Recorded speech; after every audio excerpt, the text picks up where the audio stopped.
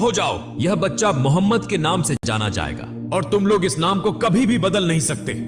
यह कहकर उन्होंने सबको शांत करा दिया और सभी ने उनकी बात मान ली। फिर देखा गया कि अबू लहब अपनी कट पत्नी की बांदियों को वापस लेने आया था, जिसने नबी करीम को सबसे पहले दूध पिलाया था। अब नबी भूखे थे मगर उन्हें दूध नहीं मिल रहा था। यह देखकर अब्दुल मुत्तलिब सीधा अबू लहब के पास गए और उससे इसका कारण पूछा। अबू लहब कहने लगा, यह बांदी मेरी पत्नी ने मुझे तोहफे में दी थी, इसलिए इसकी मालकिन मेरी पत्नी है। यह सुनकर अब्दुल मुत्तलिब गुस्से में आ गए और कहा, तुम मोहम्मद के चाचा होकर भी ऐसी बात कर रहे हो, जबकि मैं तो मोहम्मद के लिए अपनी जान भी देने को तैयार हूँ, मगर अल्लाह ही सबसे बड़ा रक्षक है। इसीलिए नबी करीम ज्यादा दिनों तक दूध के बिना नहीं रहे। उस समय अरबों की परंपरा थी कि बच्चे के जन्म के बाद उसे दूध पिलाने और पालन पोषण के लिए देहाती औरतों को सौंप दिया जाता था, ताकि वह खुली हवा में पलकर मजबूत हो। इसका एक और लाभ यह था कि बच्चे को शुद्ध अरबी भाषा सिखाई जाती थी। उन बंजारिन महिलाओं को इस सेवा के बदले अच्छा इनाम भी दिया जाता था।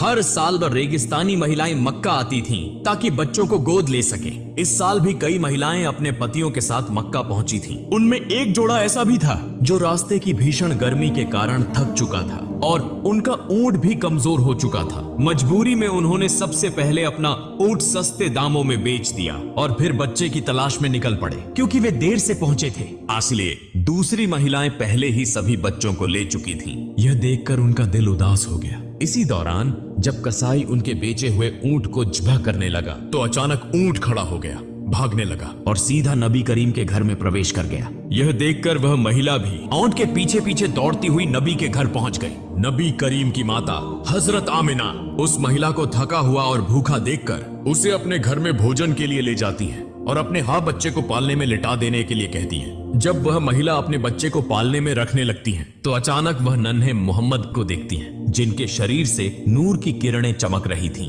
यह देखकर वह महिला आश्चर्यचकित रह जाती है। फिर उन्होंने नन्हे मोहम्मद को अपनी गोद में उठा लिया और उन्हें भूखा देखकर दूध पिलाया। यही महिला नबी की दूध माँ हजरत हलीमा सादिया थी। चूंकि नबी करीम की परवरिश के लिए ज्यादा इनाम देने वाला कोई नहीं था, इसलिए अब तक किसी ने नबी को गोद नहीं लिया था। इस मामले में हजरत अब्दुल मुत्तलिब और हजरत आमिना हजरत हलीमा और उनके पति से पाम की बातचीत करते हैं। हजरत हलीमा और उनके पति यह जानते हुए भी कि उन्हें ज्यादा इनाम नहीं मिलेगा, इस बात पर राजी हो जाते हैं। फिर हजरत आमिना अपनी सारी तकलीफों के बावजूद अपने लखते जिगर को हजरत हलीमा के सुपुर्द कर देती हैं। अब बदले में उन्हें 2 ऊंट और एक गधा दिया जाता है। जब हजरत हलीमा नबी को लेकर अपने इलाके में पहुंचती हैं, तो वहां को बारिश होने लगती है। हालांकि इससे पहले